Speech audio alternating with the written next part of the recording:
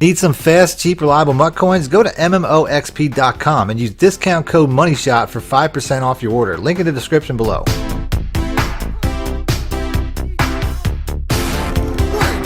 Welcome back, YouTubers and Madden fans. This is MADDENMONEYSHOT, sniffing out the Madden cheese as always. Got another gameplay video for you today. I mean, pretty much all my videos are gameplays, but today's video, I'm going to be focusing on some run plays. Basically, my top 5 run plays, all of them out of the Raiders playbook. If you guys don't know, I started using the Raiders playbook mostly because it was my second most sold ebook on my site. The Saints, which was pretty much my favorite passing playbook, was number 1, and I put out so much information from the Saints already, so I was like, you know what, let's switch over to the Raiders. And the Raiders is really one of the best running playbooks in the game. So I'm finding myself, the more that I use this playbook, I'm finding myself more and more to be a runner, which is something I've never really been this entire year. I know most of the Madden community has been run heavy, but if you watch my videos, I'm mostly a passing player. And like I said, these runs are so OP that I find myself slowly becoming a running player myself. Now, this gameplay, I start off on defense, but it doesn't last very long. As I hit him with a cover 2, which is mostly the zone coverage that I use, he tries to just float it up here, I guess. Gotcha, bitch. And I switch over and get a nice user pick with Deion Sanders. So onto the offensive side of the ball. There's going to be, like I said, there's 5 plays I'm going to highlight in this particular gameplay. The first one's going to be the halfback inside zone out of the single back wing pair. I start off with the passing play at the top though, because you know I have a pretty good scheme out of this. If you guys want to see a full scheme out of this formation, let me know in the comment section with the like button, because I have labbed a pretty good scheme from this. First play, I mean, this is a good cover 2 route, good cover 3 route is the RB route right there. As you can see, we get a cover 2. We just drop it and right over the top as the user really wasn't following. This is just, it's a really good passing formation. I use the X-Burks cross. The next run play is going to be the stretch wide receiver screen. They used to have just a regular stretch. They pretty much got rid of that because it was really overpowered. But this is still a really good play. Now that play right there, if I'd have took it up in the middle there, I probably could have scored. But I hesitated a little bit. I didn't know if I was taking inside or outside. It doesn't really matter though, because we're going to go right back to that halfback inside zone on the next play. Once again, like I said, really hard to stop, especially from 2 yards out. And we're just going to walk it in pretty much untouched with Walter Payton here. So really easy first series. Mostly run plays, getting the job done. Next series on defense, I mean, you know, he has Walter Payton too. A lot of people have Walter Payton now. I think he's one of the better running backs in the game. I really like him. He's definitely one of the cheaper upgrades. He's hitting me with some really simple underneath routes. He's not getting much. Hits me with a drag. And then on the very next play, on 3rd and 5, I go right back to that same defense that I got the interception on the first series, and we get an untouched, you know, he goes right through, gets the sack. So really good defense all around. On 4th and 14, he goes for it. I send the house, and I get the stupidest animation. Where is he going? Who is he covering right now? As he runs away from the ball. It's a simple streak route. Streaks do not get beat by man coverage like that, but Madden just straight up BS's me on that play. Stuff like that just makes you feel like this game is rigged sometimes. Streaks don't beat man. It just is what it is. So next play, I get sacked. I have way more success in this game running than I do passing, but I'm a passer. Like I said, it's typically what I do. So next play on 2nd and 16, I just make a little adjustment here, put this guy on a slant because I know he's going to be using those 2 routes since he got beat by that last time. So on the next play, going with the inside zone one more time. Really good adjustment to make. I put my fullback at one of the tight ends and just motion him across. It makes this a really good run play as well. As you can see right there, I kind of motion snap him. If I would have took him outside, there's nobody out there, and that blocker had outside leverage, so I probably could have got way more, but I was happy just getting the first down. Next play, we go right back to that cover 3 beater, and we just don't have the success as Deion Sanders comes out of nowhere and makes the pick. It happens, you know what I mean? Sometimes you force the ball. It is what it is. Back on the defensive side, he has a lot of success in this game with McCole Hardman. As you can see right here, he's just pooping on my safety. That's my backup safety anyway, so of course he's going to beat him. Man, that sucks! After this game, I was like, man, I got to go get McCole Hardman, as he completely goes off on me. So back on the offensive side, right back to run the ball. One of the next plays I love to run is the halfback stretch. Now, the halfback stretch is one of those plays. It's really hard to diagnose where the play is going. You're going to see this guy here. Most people are really concerned with the tight end side. You can see right there, he hesitates, thinking the play is going to the tight end side. Totally takes him out of the play. 9 times out of 10, when I run this play, people think the ball is going to the tight end side. Even when I make this motion here, which typically I want to do against zone. You can see right there, I mean, he gets swallowed up. He just disappears inside of all the blocking and all the action. Now, I have a 98 speed Chris Johnson, by the way. He probably should have been gone there, but he gets caught by Troy Polamalu. No big deal. Next play, I'm going to go with the gun tray wide flex. This is a play here. If I come out and I see an open space in the middle, I can typically go straight to the inside zone. But he's running a cover 2, so we're just going to hit him right over the middle with a cover 2. And, that play right there, that can score against a lot of different defenses, so that's why I went with it. So, tie the game up. Coming out right here, we're in a cover 3. I haven't run a cover 3 all game with McCole Hardman one more time. I can't remember the last time I got beat like that in a cover 3. Oh, come on!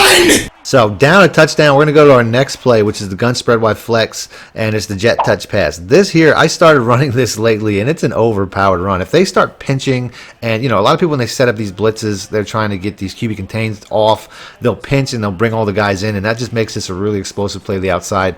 Ultimately, I mean, Torrey Holt's not the guy that you want to use. I switched that out. You'll see as I run that more throughout the game, you'll see Marcus Hollywood Brown running it because he's my fastest guy.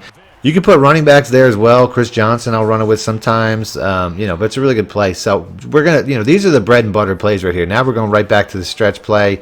He tries to cut off outside, gives me the inside lane. I mean, I'm just switching in and out between pretty much the first 3 plays that I showed you. Now here, this is best run against the zone, as you can see right here. Nobody follows that time, so that's probably going to be your best opportunity to motion a guy across against zone. It's not going to be best against man, although I had a really big run against man earlier. So 1st and 10, I can tell he's in a man coverage. So I get a little bit too cute here. I deviate from what the plan was on this particular play, do a couple of zigs that I probably shouldn't. The RB route isn't initially covered, but I know he's going to run over and try to cover that. So I wait for the user to leave the middle of the field and throw to the slant.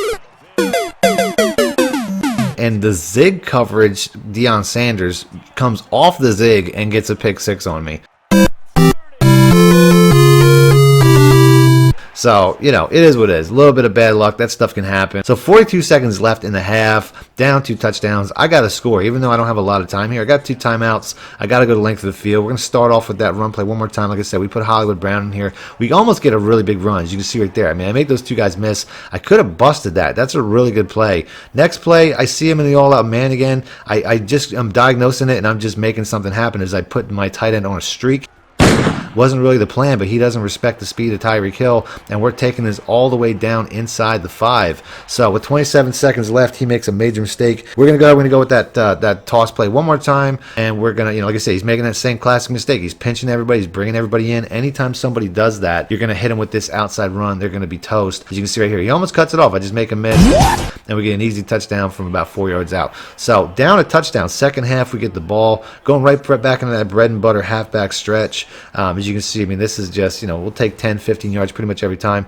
Every time I go to pass plays, though, I pretty much derail my drive. As you can see right here, I get sacked because he's constantly running that same, cover 2 dogs play. And then on the next play, I come out with a cover 2 adjustment. It just doesn't work out. It doesn't come down with it. So we got to give him the ball back. I absolutely cannot give up any more points considering I'm trying to work my way back from a 2-touchdown deficit anyway, and time is somewhat limited. He gets a kind of a crazy catch there. I don't know, that could have been a pick. But he's making some plays. So next play hits me with inside zone, has a very successful run, but he doesn't put the ball away, and we get the strip. So now we get a little bit of luck, down a touchdown, plenty of time left. We got to go down here. I try to dink and dunk a little bit as I get sacked once again. Like I say, he's just sending that same, outside OLB dogs that a lot of people run another 3-4. He's getting a lot of pressure with that. So next play, we're just going to hit him right over the middle. That's one of the best ways to beat this defense. You got to hit him with quick strikes over the middle. Next series, we get the first down, so we're going to go right back to running the ball. That's where I've had most of my success, but ultimately my instinct is the pass. That's just what I am. I'm a passer. So right here on the next play, we go right back to it. We almost get the edge and turn up. We could have got a really big play there, but we'll take the first down. And then we're going to go right back to that gun spread wide flex. Now, if they don't pinch like this guy's going to keep doing, he keeps pinching this defense. If they're spreading to try to stop these outside runs, you typically can just switch over to the inside zone, and it's a really good combination of plays that I use quite a bit. But like I said, he's constantly pinching and sucking everybody in with this pinch dog 2 press play. He's also running out of the cover 3, same setup, and that's why he's having so much success, because he's trying to set that up. So next play, like I said, if he's going to keep pinching and bringing those guys in, we're just going to hit him with stretches and outside runs, and we get a really easy touchdown.